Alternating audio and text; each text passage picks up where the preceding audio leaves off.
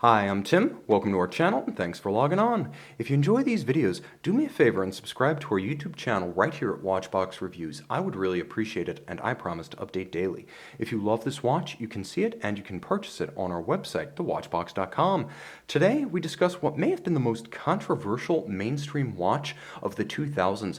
Launched in 2006, the Zenith Defy Xtreme Diving Chronograph was perhaps the most deliberately provocative act of a long provocative tenure at Zenith by former chief stylist, president, and CEO Terry Nataf. In many ways, this watch is as evocative of the mid-2000s as bonds based on subprime residential loans and Cadillac Escalade Platinums decked out in 22s.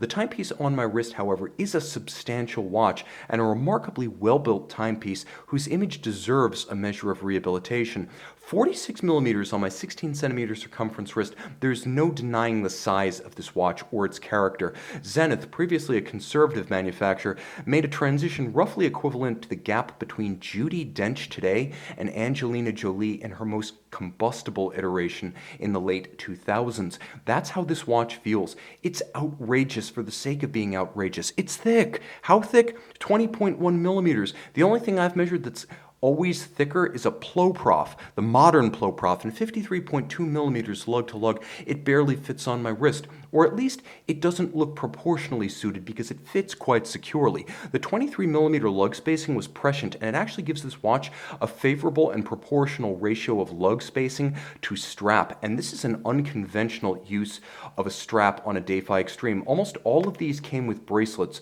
which were my personal peeve because they always scratched as they were almost always DLC. Rubber on this watch makes so much more sense, especially with a natural steel diving clasp, or I should say diving pin buckle, because first of all, how cool is that custom? It features a diamond plate sort of pyramid and then a Zenith engraving on its faceted and polished flank.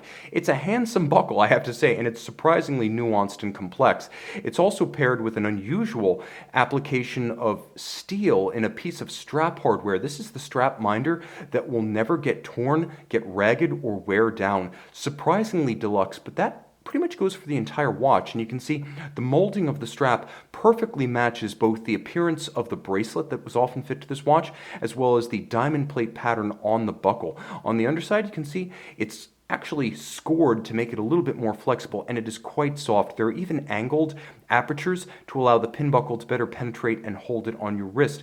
Now you can see the case back is domed and designed with a parallelism with respect to the dial. So you can see it almost has twin pyramid pincers squeezing in from the side, and if you turn it over, you can see that design is recapitulated on the dial side of the watch. It's a sort of flanking set of pincers or winglets about a carbon fiber center dial, flanked themselves by a silver metallic with a gorgeous overlapping engine turning, and then a satin silver that runs the circumference of the outer chapter ring.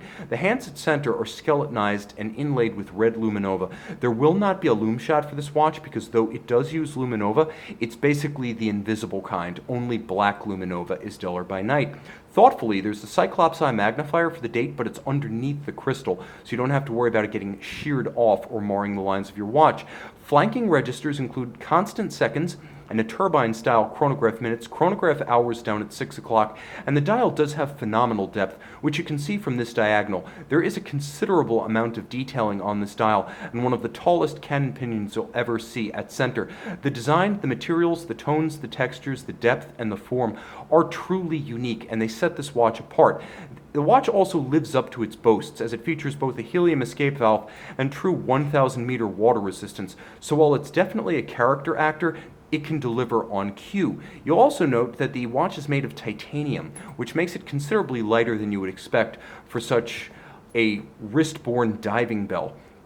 Inside, Zenith Caliber 4000, the time-tested Zenith El Primero, 31 joules automatic winding, 50-hour power reserve, features a quick set for the date, though not hacking seconds, a column wheel function selector for the chronograph operation, so it's very crisp, the El Primero being one of the crispest chronographs you will encounter. It's really the standard for chronograph feel. It beats away at the El Primero 36,000 vibration per hour rate in the historic movement, which in 1969 became the first high-beat integrated automatic chronograph. Still has a preternaturally smooth sweep to its chronograph seconds hand because it is 10 beats per second, not 8, 6, or 5 as in other chronographs.